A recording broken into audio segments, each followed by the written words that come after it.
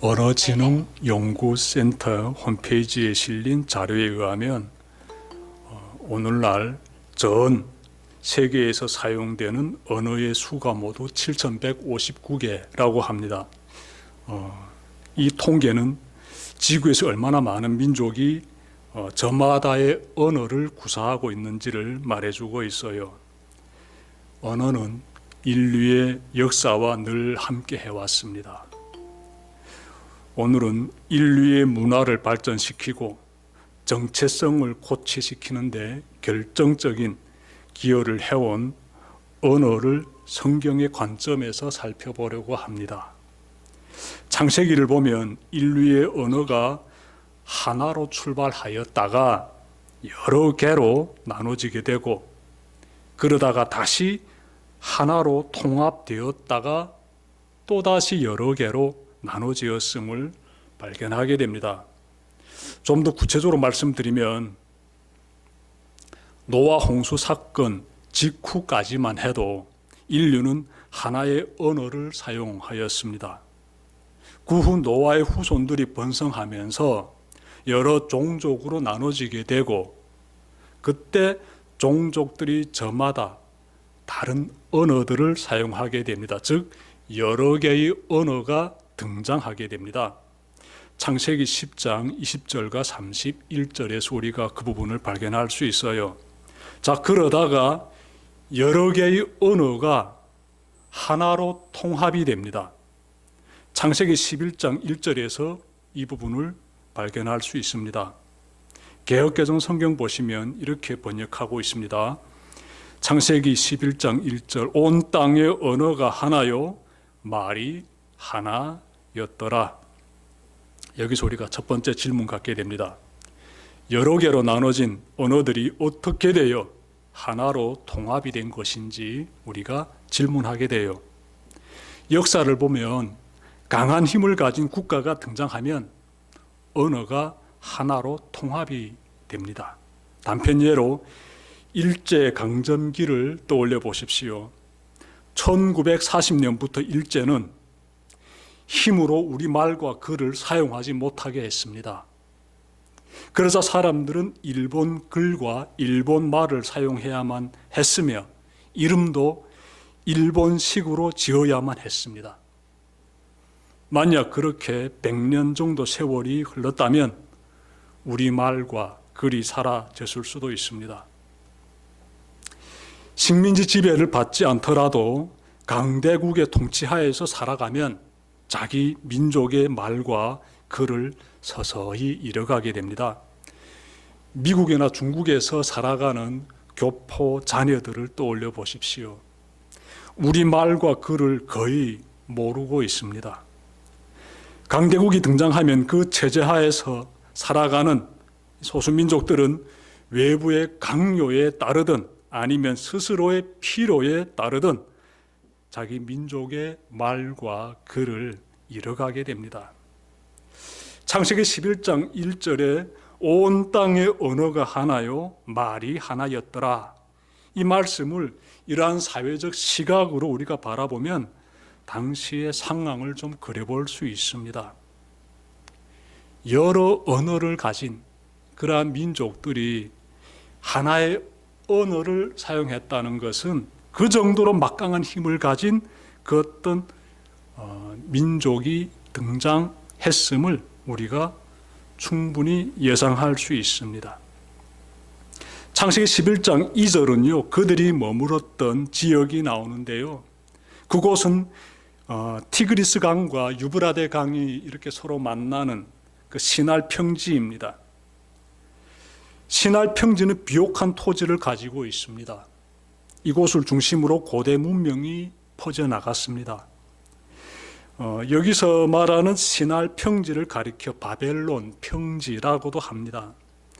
성경에 나오는 유명한 인물인 바벨론 왕 느부갓네살이 시날 평지에 신전을 지었을 정도로 이곳은 역사적으로나 또 정치적으로나 또 지리적으로나 매우 중요한 지역입니다. 오늘 본문의 3절을 보시면 시날 평야에 머물던 그들이 하루는 엄청난 계획을 세웁니다. 다시 말씀드리면 막강한 힘으로 모든 민족의 언어를 하나로 통합시킨 그 민족이 도시개발 계획을 세웁니다. 3절과 4절 제가 읽겠습니다. 그들은 서로 말하였다. 자, 벽돌을 빚어서 단단히 구워내자. 사람들은 돌 대신에 벽돌을 쓰고 흙 대신에 역청을 썼다. 그들은 또 말하였다. 자, 도시를 세우고 그 안에 탑을 쌓고서 탑 꼭대기가 하늘에 닿게 하여 우리의 이름을 날리고 온 땅 위에 흩어지지 않게 하자. 그들은 시날 평지에 도시를 건설하려고 합니다. 놀라운 것은요, 도심 속에 높은 탑을 세우려고 해요. 이처럼 어마어마한 대공사가 진행되려면 필요한 인력과 건설 자재와 건설 공법이 갖추어져야 합니다. 그들은 이 문제를 해결해 냅니다. 인력 문제는 식민지 민족을 공사장에 내모는 방식으로 해결했을 것입니다. 이어서 건설 자재와 건설 공법도 찾아냅니다. 돌로 벽을 쌓는 것이 아니라 흙으로 벽돌을 구워 돌 대신 사용하기로 합니다. 시날 평지는 습기가 많습니다. 그래서 그들은 흙으로 벽돌을 빚은 후 불에 굽는 방식으로 벽돌을 생산하기로 합니다. 그리고 벽돌을 쌓을 때 발생하는 그 틈새를 역청으로, 즉 아스팔트로 다 이렇게 메꾸기로 합니다. 자, 그리고 드디어 도시 건축물과 도심 속에 있는 탑을 쌓기 시작합니다. 이미 언어가 하나로 통합이 되어 있다 보니 공사는 일사천리로 진행이 됩니다. 탑은 나날이 높이 올라갔습니다. 학자들은 그들이 쌓는 탑의 높이를 98.5m로 추정하고 있습니다. 왜냐하면 바벨론의 왕 그 느부갓네살 그 비문에 바벨탑의 높이가 약 98.5m였다로 나와 있기 때문에 그렇습니다. 98.5m라면은 한 아파트 35층 정도의 높이가 되겠습니다. 그러니 꽤 높은 탑을 그들이 쌓고 있었던 것이지요. 고대 사회에서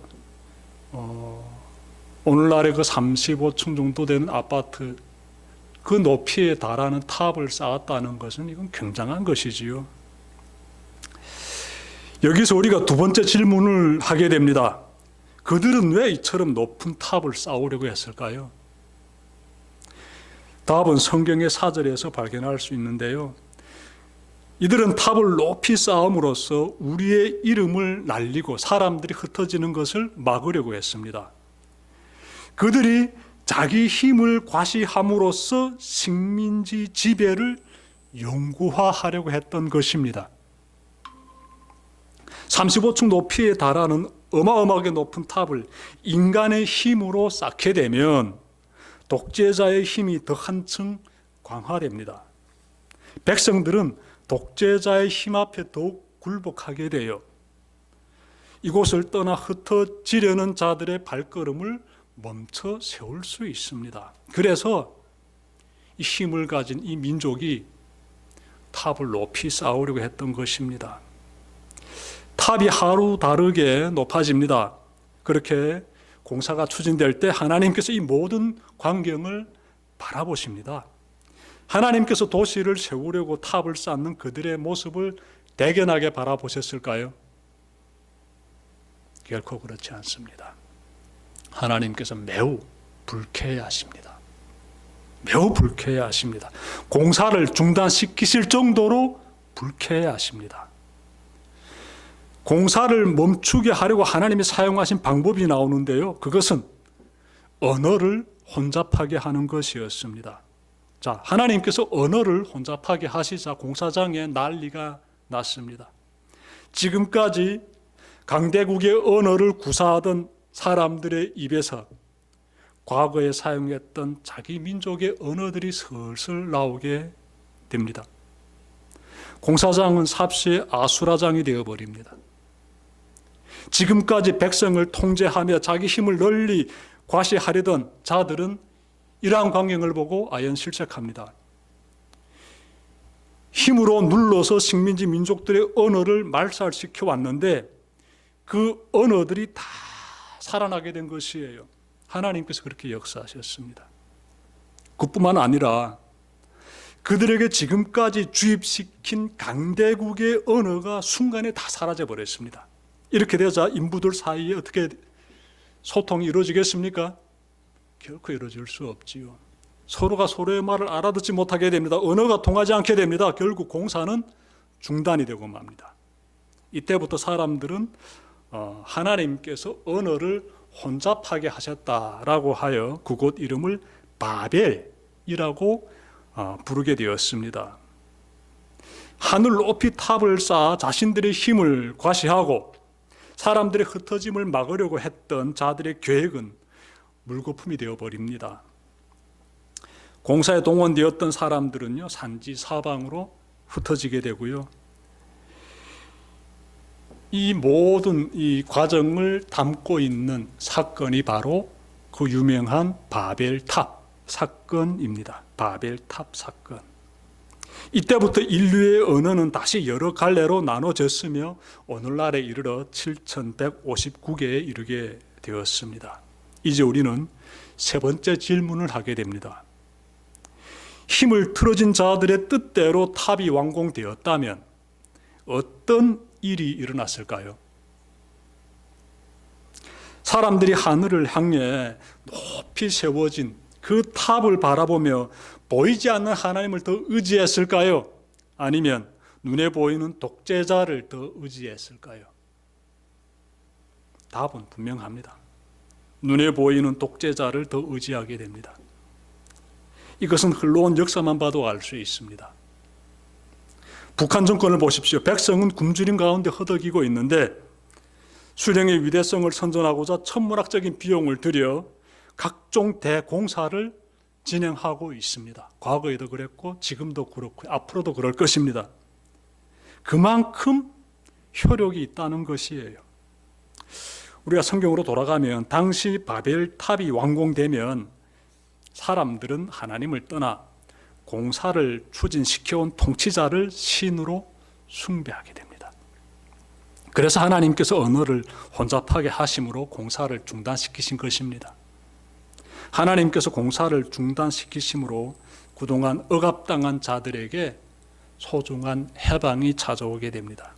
여러분, 인류가 여러 언어를 사용하는 것은 하나님의 뜻입니다. 하나님은 인류를 하나의 민족이 아닌 여러 다양한 민족으로 번성시키셨으며 저마다 자신들만의 언어를 사용하게 하셨습니다. 하나님은 강한 민족이든 약한 민족이든 저마다의 언어를 사용하면서 하나님을 경외하며 살아가기를 원하십니다. 만약 강한 힘을 가진 특정 국가의 언어가 세상을 지배하게 된다면 뒤따라 나타나는 것은 하나님을 대적하는 것임을 바벨탑 사건이 우리에게 잘 말해주고 있습니다. 우리는 언어를 혼잡하게 하심으로 강대국의 계획을 무산시키시는 하나님을 바라보며 하나님은 어떤 세상을 원하시는지를 다시금 그려보게 됩니다. 하나님은 서로가 서로의 다름을 수용하고 존중하고 더불어 함께 화목하게 살아가기를 원하십니다. 여기서 중요한 것은 하나님만을 온전히 의지하는 그러한 참으로 너무나도 하나님 보시기에 아름다운 믿음의 삶이에요. 그 삶은 인간이 세상의 주인이 되어 제멋대로 쥐락펴락하는 삶이 아니라 하나님의 뜻을 따라 서로를 존중하고 배려하고 수용하는 삶입니다. 지금까지 언어가 인간 사회에 어떤 영향력을 행사해 왔는지를 전해드렸습니다.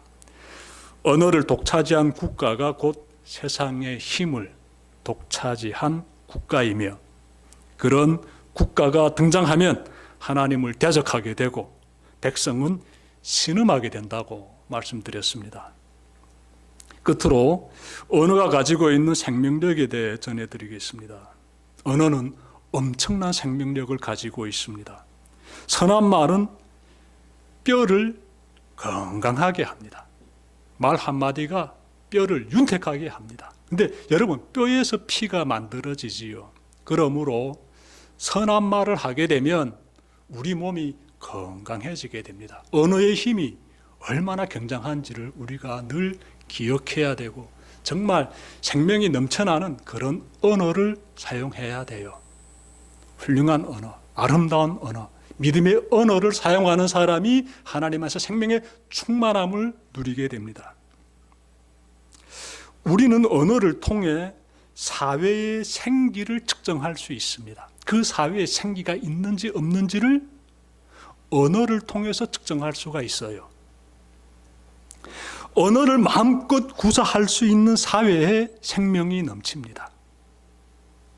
북한을 비롯한 독재 사회에서는 백성들의 언어를 엄격하게 통제하고 있습니다. 언어를 억압하고 있어요. 이런 사회에서는요, 생기를 우리가 충만하게 발견할 수가 없습니다. 생기가 사라져가고 있다라는 것이에요. 우리는 언어가 풍성하게 사용되는 그런 사회를 세우고 또 지켜가야 합니다. 하나님은 이런 사회에서 우리가 살아가기를 원하시고요. 그런 사회에서 하나님이 부어주시는 그러한 귀한 생명이 충만하게 넘쳐나게 됩니다. 말씀 마치려고 합니다. 오늘은요, 제가 바벨탑 사건에 대해서 전해드렸습니다. 이 사건을 보며 다양한 민족이 다양한 언어를 구사하며 더불어 함께 살아가는 것이 하나님의 뜻임을 잘 기억하시길 바랍니다.